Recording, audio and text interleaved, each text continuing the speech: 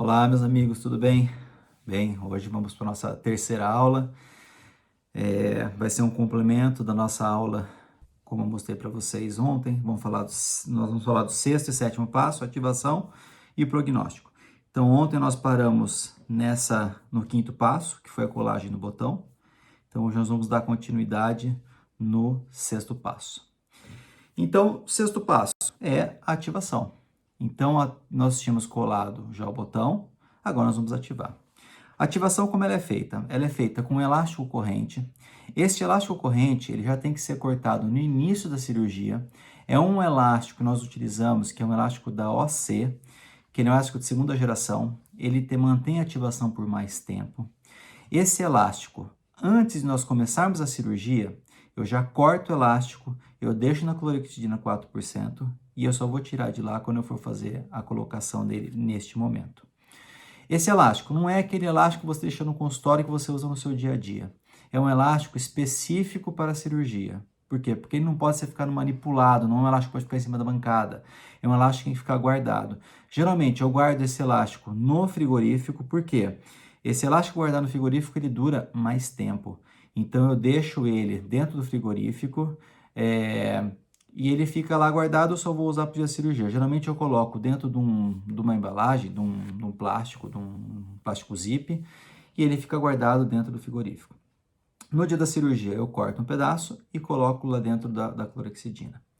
Na hora de fazer a instalação na cirurgia, eu corto geralmente uma das pontas, eu deixo ela bem arredondada. Então essa área aqui, ó, onde nós vamos colocar na região do canino, as pontas têm que estar extremamente rodadas. Você não pode pegar a tesoura simplesmente e cortar, você tem que arredondar esse elástico. Por quê? Essa parte do elástico vai ficar em íntimo contato com o tecido, porque depois vamos suturar isso daqui. Se você deixa com ponta, o que vai acontecer? Esse elástico vai fazer com que tenha uma dilaceração no tecido e você pode ter uma exposição desse canino. E não é o que nós queremos. Esse canino ele tem que ficar totalmente imerso até o final do tracionamento. Ele só vai expor a hora que ele tiver que irromper. Você imagina um paciente de 8 anos que nós estamos fazendo a cirurgia. Esse canino só vai vir com 13 anos. Só que se esse canino está em cima, por exemplo, de um central, nós vamos colocar ele na posição do canino e vamos deixar ele erupcionar. Então, eu não quero que ele exponha. Então, essa parte é extremamente cuidadosa. Você tem que arredondar para não deixar essas pontas ativas e para poder ter uma exposição desse botão antes da hora. Então, aqui vocês estão vendo, ó, o elástico colocado no botão, ele passa por baixo. Aqui, para passar pelo túnel, existem duas formas. Naqueles pacientes que têm uma abertura de boca maior e você percebeu que o túnel ficou mais largo, você tem um acesso muito bom pelo túnel, nós vamos utilizar uma pinça Kelly, curva. Essa pinça ela tem uma curvatura. Nós vamos colocar o elástico, vamos passar com essa curvatura até a parte de trás e esse elástico vai sair na distal. Agora você vai falar, tem pacientes que não dá para fazer isso? Tem pacientes que são mais difíceis. Aí o que você vai fazer? Você já vai deixar no seu kit, na hora que você for esterilizar, você já deixa um fio de amarrilho 0,30. Esse fio você vai fazer, vai colocar no elo do elástico e vai servir como um guia, ok? Então são duas formas. Eu normalmente gosto de passar com a Kelly, é mais fácil, mas não são todos os casos, a gente sabe que são difíceis, alguns casos são mais difíceis de passar, então às vezes a gente acaba usando o fio de amarrilho. Então nós vamos passar de canino para até a segunda incisão vertical. Aí eu vou colocar o elástico no canino e vou depois fazer a ativação. Eu nunca coloco primeiro aqui para depois colocar no canino. Eu sempre coloco primeiro no canino, passo esse elástico, ele vai ficar para distal e a ativação vai ficar aqui, ó. Se vocês repararem, aqui atrás, ó, nós temos, ó, um excesso do elástico, ó. Dá para ver bem aqui, ó, lá, ó, o excesso do elástico. E a ativação, quanto que eu faço? Normalmente no dia da cirurgia, eu não vou mensurar essa tração. Por quê? Porque eu já mensurei previamente. Como eu mensurei previamente? Eu sei que esse elástico, se eu ativar um elo, ele vai em torno de 150 gramas. Então eu nunca vou ativar um elo. O meu máximo aí vai ser em torno de meio, tá? Meio elo. Por quê? Quando eu vou fazer essa ativação aqui, eu tenho que pensar que a hora que eu ativo, eu não preciso puxar muito esse elástico, porque esse elástico vai ser ativado durante as consultas de controle do paciente. Aí eu vou mostrar para vocês como eu ativo. Se eu superativo esse elástico, o que vai acontecer? Eu vou deformar esse elástico, depois eu não tenho força para esse elástico poder fazer ativação. Então, sempre no dia da cirurgia, eu vou colocar esse elo aqui, ó, praticamente passivo ou com meio elo de ativação, para que eu tenha depois uma ativação durante todas as consultas. Se eu ativo demais, eu perco a força do elástico, eu deformo o elástico e depois eu não vou ter outras ativações. Então, meio elo é suficiente para o dia da cirurgia. Então, aqui vocês estão vendo, ó, o elástico passando por baixo do periósteo e aqui ele fica com essa área externa. Por que ele fica com essa área externa aqui? Porque aqui é que eu vou fazer ativação. Eu tenho que deixar pelo menos de 3 a 4 elos nessa região para que eu possa fazer uma ativação depois nas consultas de controle. Então, aqui é a ativação. A ativação, ó, vocês percebem que o elástico ele passa, ó, reto, como eu falei na última aula para vocês. Vocês têm o botão, o IZC e a segunda incisão vertical na mesma linha. Você não pode fazer o botão e você não pode colocar o botão e o IZC e fazer essa segunda incisão mais para cima ou mais para baixo. Então, nessa imagem eu vou conseguir explicar para vocês por que nós fazemos esses 7 passos dessa forma. Porque quando eu vou começar, eu tenho que achar primeiro o canino, aonde está todo o problema. Ou seja, se eu vou fazer o tracionamento do canino, eu tenho que achar o canino. Então, por isso que eu faço o primeiro passo no canino. Depois, por que eu faço IZC? Porque quem já está acostumado a fazer dispositivo de ancoragem sabe que às vezes você vai fazer um dispositivo de ancoragem, esse dispositivo pode não ter estabilidade primária. O que é estabilidade primária? A estabilidade primária nada mais é do que você ter uma quantidade de newtons suficiente para que esse parafuso fique estável e você possa fazer uma ativação nele. Então, se eu não tiver estabilidade primária, eu não consigo ativar. Então, imagina que você fez a primeira incisão, você fez a segunda incisão e depois, na hora que você vai colocar o IZC não estava estabilidade. Aí você tem que mudar a posição, colocar ele um pouquinho mais para apical. E aí, o que você vai fazer com a segunda incisão? Você perde. Aí você tem que aumentar a segunda incisão e acabar suturando. Então, a lógica de você fazer primeiro o reconhecimento do canino, ou seja, fazer a incisão em cima do canino, e depois fazer o IZC, é porque você tem o início e o final. Então, aqui pelo slide, vocês conseguem ver, você tem o início e você tem o final. Então, eu já sei que esse dispositivo está com estabilidade. Imagina que esse dispositivo não teve estabilidade, eu tive que colocar ele mais para distal e mais para cima, e a cabeça ficou aqui. Eu não posso fazer essa segunda incisão aqui. Essa segunda incisão tem que ser mais alta. Então, a lógica de fazer o primeiro passo do canino é porque você tem que reconhecer o dente, é o dente que você vai tracionar. E o IZC é o final, onde você vai tracionar. A partir daí, eu vou para o terceiro passo, que é o quê? Fazer a segunda incisão vertical. Ou seja, eu fiz o primeiro e fiz o segundo, agora eu vou ligar esses dois aqui, que é isso aqui, ó, que é o terceiro passo. Por isso que cada passo tem o seu porquê. Então, o primeiro eu já expliquei, o segundo eu já expliquei, o terceiro eu já expliquei. O quarto passo é o túnel, nada mais do que você ligar daqui para cá. Então, por isso que eu faço o quarto passo. Então, vocês percebem que a cirurgia começa aqui na região anterior, vai lá para o final e ela vai voltando até eu chegar de novo aqui no final. Então, faz um ciclo. Primeiro passo, incisão vertical. Segundo passo, IZC. Terceiro, segunda incisão vertical. Quarto, túnel. Quinto, botão. Sexto, ligo tudo isso. E depois eu só vou para a finalização. Que aí a finalização, eu vou para o sétimo passo. Então, aqui eu consegui mostrar para vocês a lógica de nós fazermos esse protocolo. Muita gente fala assim, não, tá lógico de como está sendo feito. Só que para a gente chegar nisso, nós tivemos que fazer várias cirurgias. Então, hoje eu falo para vocês, e quem já fez aula comigo, já viu a minha aula, já viu operando, queria até que colocassem os comentários embaixo, vão poder confirmar isso, que em todos os casos de cirurgia à vista, eu sigo sempre o protocolo Milani. Então, quem estiver assistindo o vídeo aí, já assistiu minha aula, comenta embaixo. Já viu operando? Pode comentar, falar se eu não sigo exatamente esse protocolo. Então, eu faço esse protocolo em 100% dos meus casos. Por quê? Porque eu sei que esse protocolo, ele tem um porquê de cada etapa e eu quis mostrar isso para vocês, ok? Sutura, muito simples. Se eu fiz uma incisão de 10 milímetros, são 3 pontos de sutura.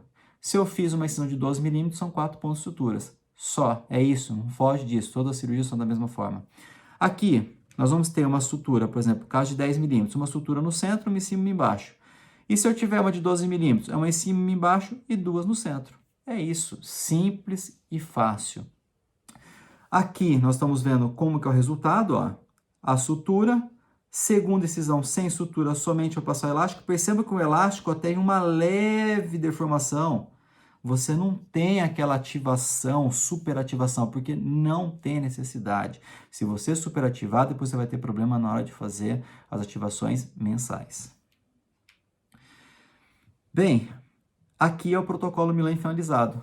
Primeira incisão, primeiro passo. Segundo passo, IZC. Terceiro passo, segunda incisão vertical.